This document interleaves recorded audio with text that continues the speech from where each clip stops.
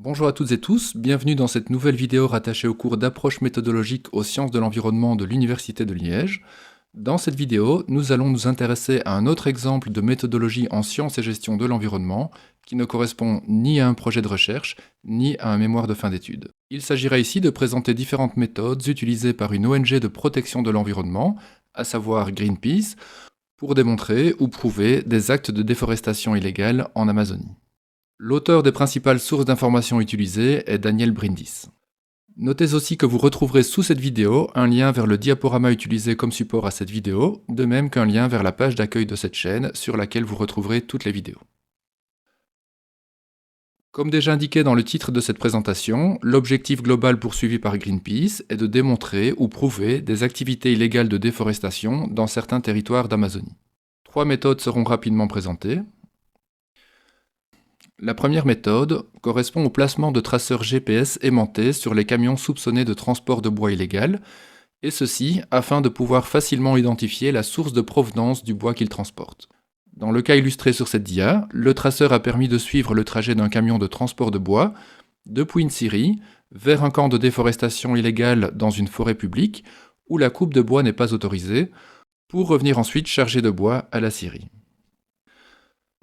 La deuxième méthode, simple, correspond à la prise et à l'utilisation de photographies aériennes de grumes, c'est-à-dire de troncs d'arbres abattus, dans le territoire indigène, Cachoeira Seca, où la coupe d'arbres est illégale.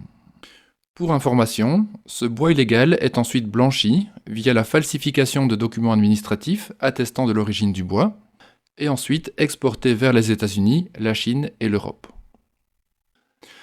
La troisième méthode correspond à la réalisation d'une étude commissionnée par Greenpeace à l'université brésilienne Universidade de São Paulo, qui avait pour but de comparer deux choses.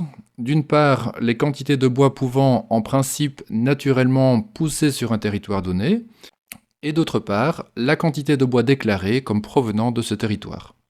Cette étude a permis de montrer deux choses: que le nombre de troncs d'arbres d'ébène déclarés comme provenant d'un territoire donné était 4 fois plus important que le nombre d'arbres de cette espèce que l'on peut s'attendre à retrouver normalement dans cet environnement selon l'occurrence naturelle de cette espèce. Et également que le volume en mètres cubes par hectare d'arbres d'ébène déclarés était 13 fois plus important que le volume naturel dans la région. Il s'agit donc ici de contribuer de manière indirecte à produire des informations qui alimentent un faisceau de suspicion de déforestation illégale dans un territoire donné, dans l'espérance que l'accumulation de ces informations pourra contribuer au déclenchement de la mise en œuvre d'actions concrètes pour lutter contre cette déforestation illégale. Voilà, j'espère que cette courte présentation, qui a notamment mis en évidence que des méthodes parfois très simples peuvent être efficaces pour la protection de l'environnement, vous aura intéressé. Cette vidéo termine la série de vidéos disponibles en juillet 2025, mais il n'est pas impossible qu'entre-temps, d'autres vidéos soient venues s'ajouter à cette série. Dans ce cas, vous les trouverez en cherchant quelque peu sur cette chaîne YouTube.